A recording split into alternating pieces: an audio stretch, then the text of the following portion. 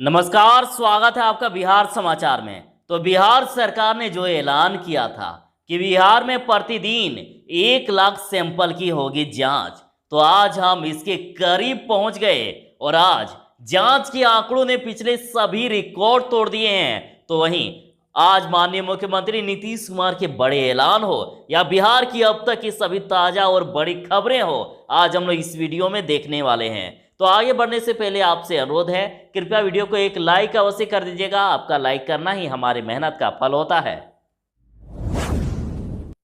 तो जैसे कि कल माननीय मुख्यमंत्री जी ने ये ऐलान किया कि बिहार में लक्ष्य है 1 लाख प्रतिदिन जांच का, तो आज देखिए लक्ष्य के करीब हम पहुंच चुके हैं। बिहार में एक नया रिकॉर्ड बन गया और पिछले 24 घंटे में 92,414 सैंपल की जांच हुई और उसके साथ ही 3,741 नए रोगी मिले। तो बढ़ रहा है मरीजों का रिकवरी प्रतिशत भी अब, और टोटल मामला 90,553 हो गई है। तो बिहार में अब तक कोरोना से 60,068 मरीज स्वस्थ हो गए हैं और एक्टिव केस की संख्या अभी 30,010 है। और इस बीच सुखद संकेत यह है कि रिकवरी रेट अब बढ़ने लगा है। बुधवार को कोरोना मरीजों का रिकवरी रेट 66.33% हो गया और मंगलवार को रिकवरी रेट 65.70% था। तो इस तरह से रिकवरी रेट भी बढ़ रहा है। और पिछले 24 घंटे में जहां 3,741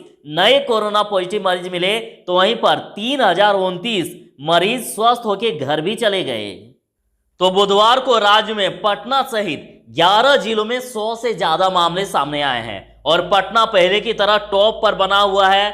534 मामले सिर्फ पटना से आ गए और उसके साथ ही बेगूसराय से 254, पूर्वी चंपारण से 169, गया से 107, मधुबनी से 169, मुजफ्फरपुर में 160, पूर्णिया में 124, रोहतास में 140, सहरसा में 175, सारण में 148 नए संक्रमित मरीज मिले। और इसके अलावा अररिया में 71, अरवल में 21, औरंगाबाद में 77, बांका में 26, भागलपुर में 70, भोजपुर में 95, बक्सर में 85, दरभंगा में 58, गोपालगंज में 61, जमुई में 34, जहानाबाद में 69, कैमूर में 37, खगड़िया में 26, किशनगंज में 47, लखीसराय में 18, मधेपुरा में 55, मुंगेर में 52, नालंदा में 92, नवादा में 45, समस्तीपुर में 81, शेखपुरा में 47, शिवहर में 19, सीतामढ़ी में 81, सिवान में 54, सुपौल में 57, वैशाली में 97 और पश्चिमी चंपारण में 86 नए संक्रमितों की पहचान हुई।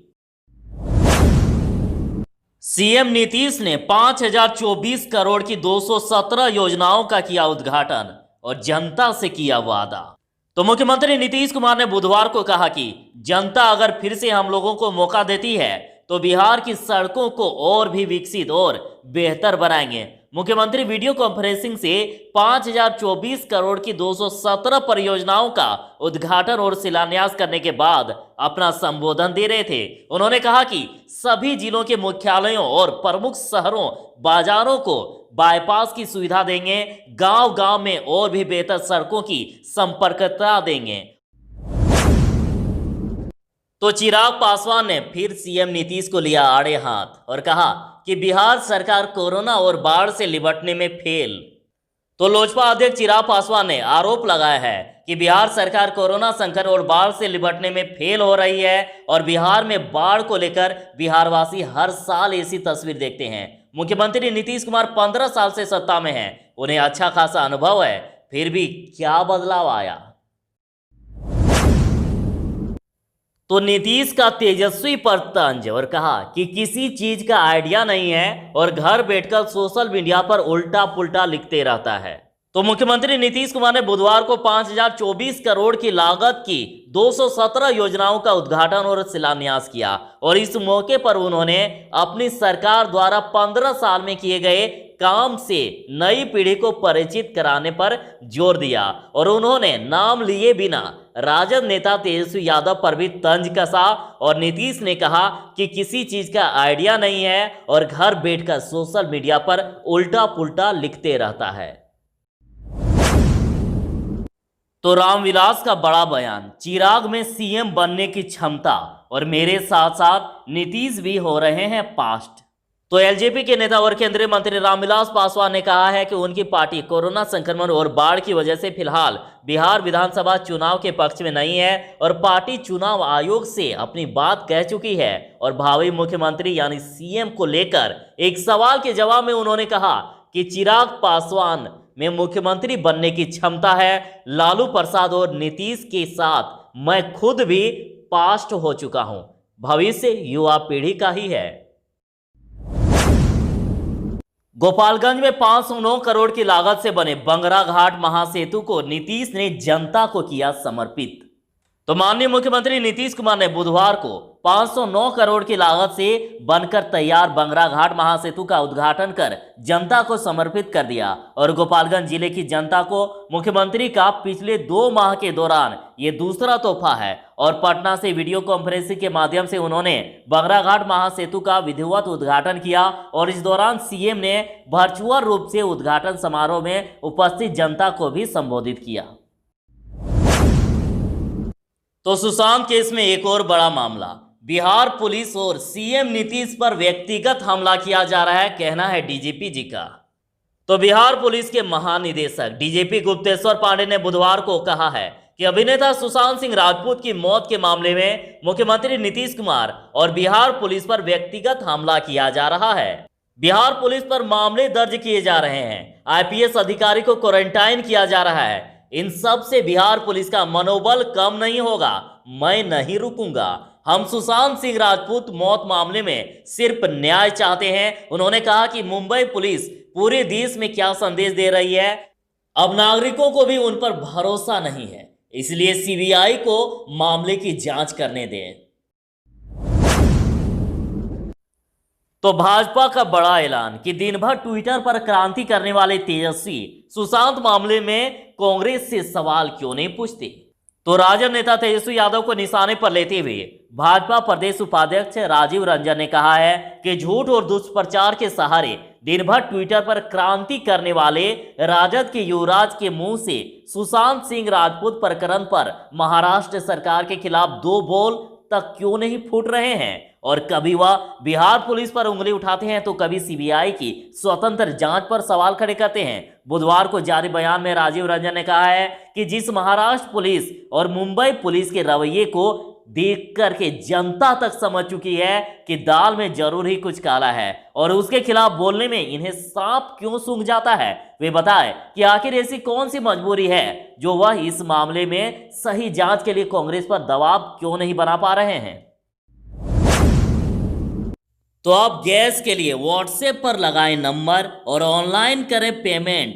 व्हाट्सएप नंबर जारी किया गया है, चलिए जानते हैं प्रक्रिया।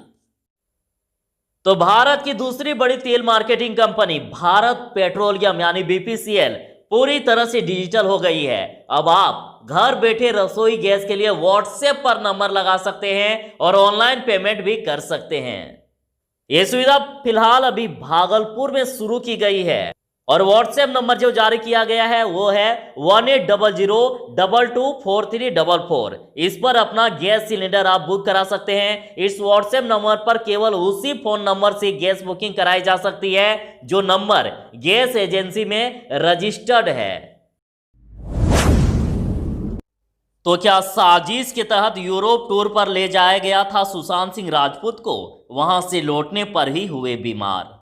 तो सुशांत सिंह राजपूत डेथ केस में बिहार पुलिस को जांच में चौंका देने वाली जानकारी सामने आई है और पुलिस के सूत्रों में पता चला है कि यूरोप टूर से लौटने के बाद सुशांत की तबीयत खराब हो गई और रिया चक्रवर्ती ने उन्हें पूरी तरह से अपने चंगुल में ले लिया था। सुशांत के खाते से लेकर क्रेडिट और डेबिट कार्ड को भी वही हैंडल करती थी और सुशांत सिंह के कर्मियों ने भी जब ये सब कुछ देखा तो हैरान रह गए। उन्हें समझ नहीं आ रहा था कि टूर से पहले जिस सुशांत को उन्होंने हंसता खेलता और सभी से हंसी मजाक करता देखा था, उन्हें अचानक क्या हो गया। तो सुशांत केस में बड़ा मामला सामने आया। पटना में शिवसेना नेता संजय राउत, मुंबई पुलिस कमिश्नर और बीएमसी के खिलाफ शिकायत दर्ज। तो राजधानी पटना के सचिवालय थाने में बुधवार को शिवसेना नेता संजय राउत, बीएमसी के मेयर और मुंबई पुलिस कमिश्नर के खिलाफ हिंदुस्तान आवाम मोर्चा यानी हम ने शिकायत दर्ज कराई है। दर्ज शिकायत में कहा गया है कि बॉलीवुड के दिवंगत अभिनेता सुशांत सिंह राजपूत की मौत की जांच में इन लोगों ने अवरोध उत्पन्न किया है और हम प्रवक्ता दानिश रिजवान की ओर से दी गई शिकायत में इन सभी के खिलाफ केस दर्ज करके गिरफ्तारी करने की मांग की गई है। तो सुशांत सिंह केस में एक और मामला, दिवंगत अभिनेता के भाई और भाजपा विधायक ने सांसद संजय राउत को भेजा कोर्ट नोटिस। बॉलीवुड अभिनेता सुशांत सिंह राजपूत सुसाइड केस में सुशांत के चचेरे भाई भाजपा विधायक नीरज कुमार बबलू के वकील ने महाराष्ट्र के राज्यसभा सांसद संजय राउत को वकालतनामा नोटिस भेजा है। तो अभिनेता सुशांत सिंह राजपूत के पिता के सिंह पर की गई टिप्पणी से आहत होकर विधायक ने उन्हें ये नोटिस भेजा है और कहा जा रहा है कि शिवसेना के सांसद ने सुशांत के पिता पर दूसरी शादी करने सहित कई अन्य आरोप लगाते हुए मीडिया में बयान दिया था।